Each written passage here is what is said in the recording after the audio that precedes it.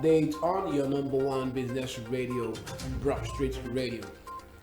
The following are the headlines for the news update on your number one business radio today, the 15th of November 2021. Federal government replies US-based gate on terrorism. You are a distraction and pesky irritant. Africa's richest man, Aliko Dangote, loses brother, Sani. And in business, EFCC grills MD of First Bank Holdings, Nnamdi Okonkwo.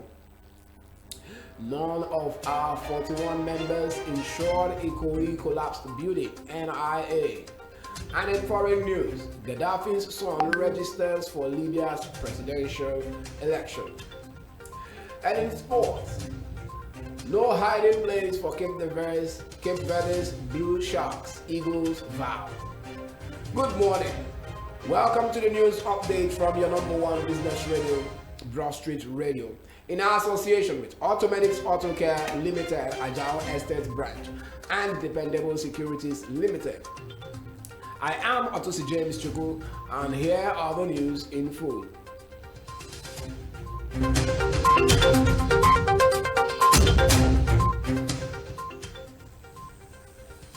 The federal government has described the allegation by a United States-based non-profit organization, Global Advocates for Terrorism Eradication, GATE, that its officials were behind terrorism in the country as a needless and disgusting distraction. In a petition to the U.S. Senate Secretary of State Anthony J. Blinken, GATE had asked Washington to designate some Nigerian government officials as sponsors of terrorism. GATE also described the killings, abductions, and other violent crimes in Nigeria as state-sponsored terrorism. But in a statement issued on Sunday by Minister of Information and Culture, Lai Mohammed, the government said the GATE allegation was orchestrated by those seeking to weaken the ongoing massive onslaught against terrorists and bandits in the country.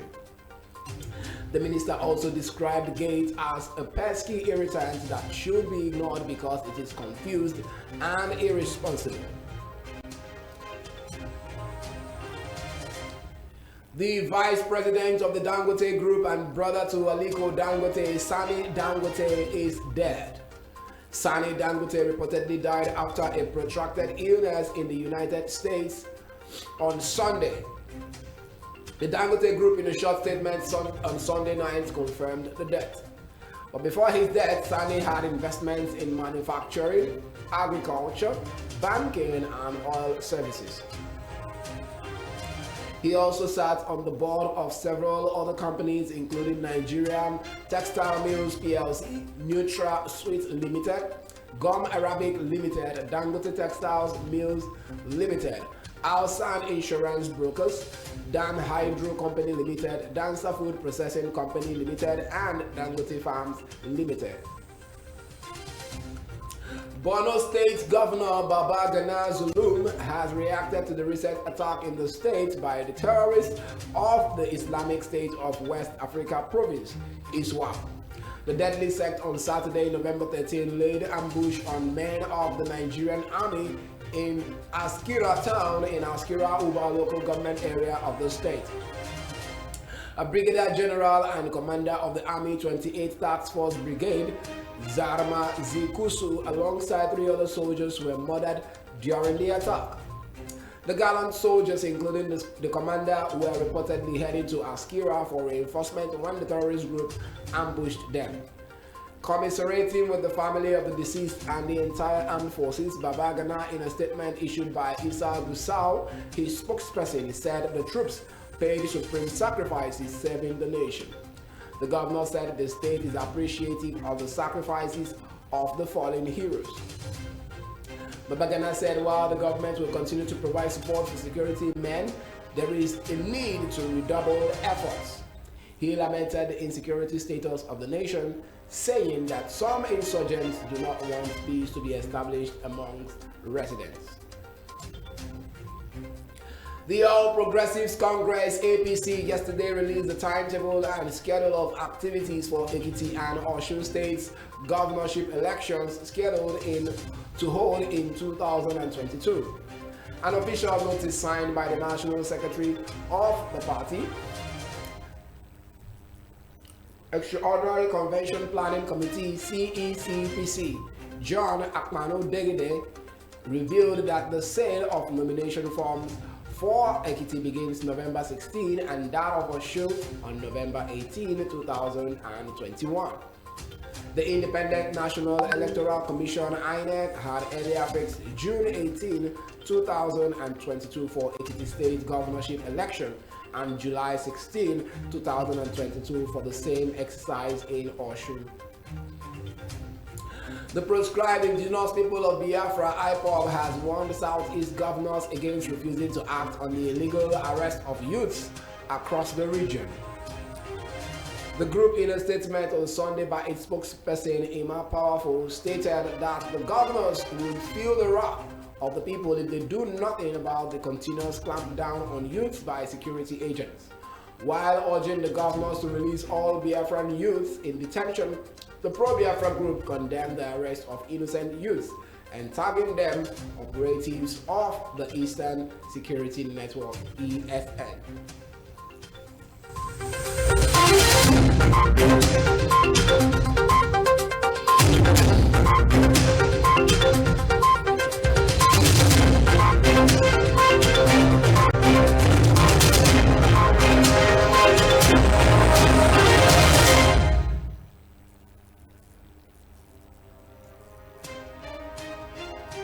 And now to business news. The Economic and Financial Crimes Commission has reportedly grilled the newly appointed Managing Director of First Bank of Nigeria Holdings PLC, Nnamdi Okonkwo.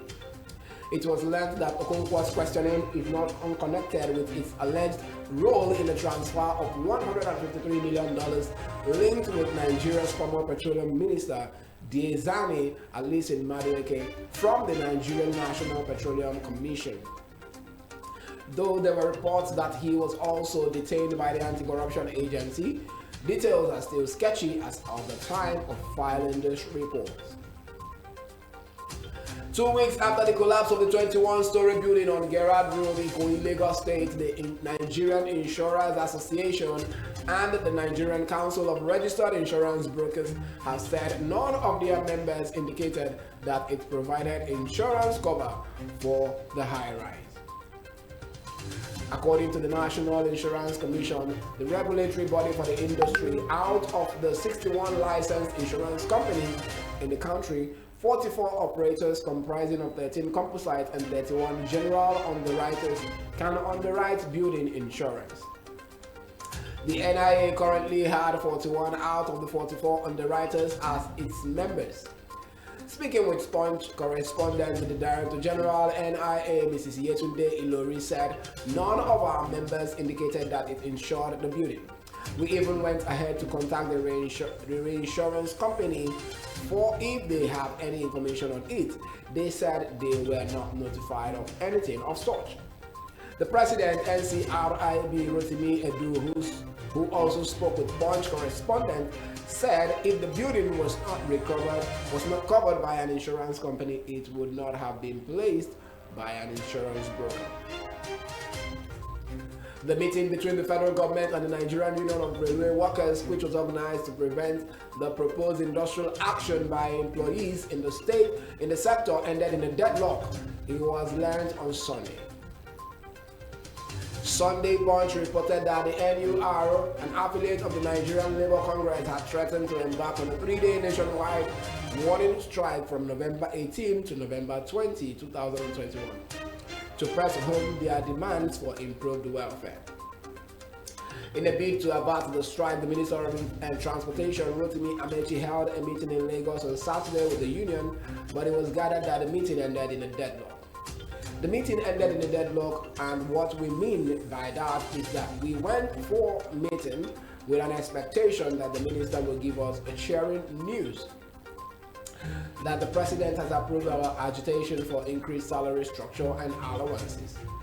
The NUR President General Innocent Ajiji told Punch correspondent on Sunday.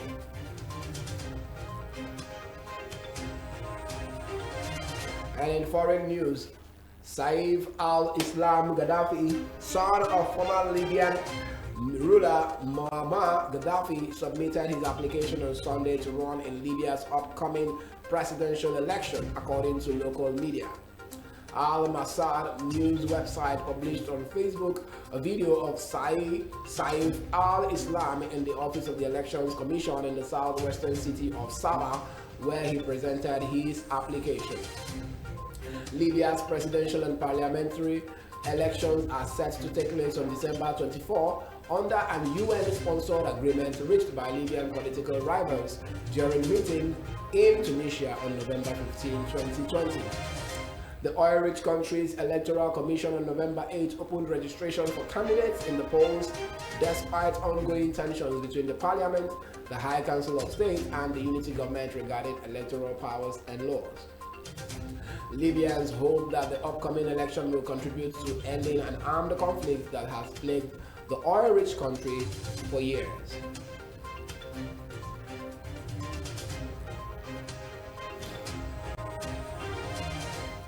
Players and officials of the Super Eagles arrived Lagos yesterday morning from Tangier, Morocco, with a promise not to give Cape Verde's Blue Sharks any breathing space in tomorrow's Qatar 2022 World Cup last Group C qualifying match in Lagos.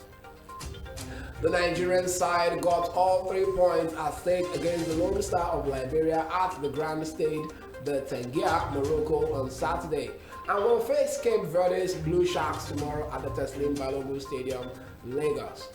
The President, Nigerian Football Association Federation, NFF, Amaju Penik, told The Guardian yesterday in a telephone chat that the players were in good spirit and fully ready for Tuesday's all-important match. This is the news update from your #1 business radio, Broad Street Radio, in association with Automedics Autocare Limited, Ajao Estate Branch, and Dependable Securities Limited. But before I go, a recap of the major stories. Federal government replies US-based gate on terrorism. You are a distraction and pesky irritant. Africa's richest man, Aliko Dangote, loses brother, Sani. And in business, EFCC grills MD of First Bank Holdings, Nnamdi Okonkwo. None of our 41 members insured Ikoyi collapsed building, NIA. Foreign news, Gaddafi's son registers for Libya's presidential election. And in sports, no hiding place for Cape Verde's Blue Sharks, Eagles vow. Enjoy the rest of the day. I am Otosi James Chuku, and you are listening to your #1 business radio, Broad Street Radio. Do well to follow us on all our social media platforms. Follow and like our page on Facebook at Broad Street Radio NG. Join the conversations on our Instagram handle at Broad Street Radar. Subscribe to our YouTube channel at Broad Street Radio NG. Our website is www.broadstreetradio.com. Also, you can reach us via our WhatsApp line 0809-791-0074, 0809-791-0074. And for sponsorship and advertisement on Broad Street Radio, the numbers to call are 0809-791-0073 or 0803-436-1400. You could also reach us via the mail. Send your mail to hello@broadstreetradio.com.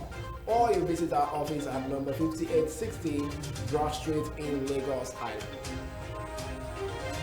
It's still Broad Street Radio, your #1 business radio. And coming up next at 8:30 a.m. is the newspaper review with Semo Sinachi and Ezi. Do well to download our mobile apps from your Google Play Store and your Apple Store for Android phone and Apple phone users respectively. Enjoy the rest of the day.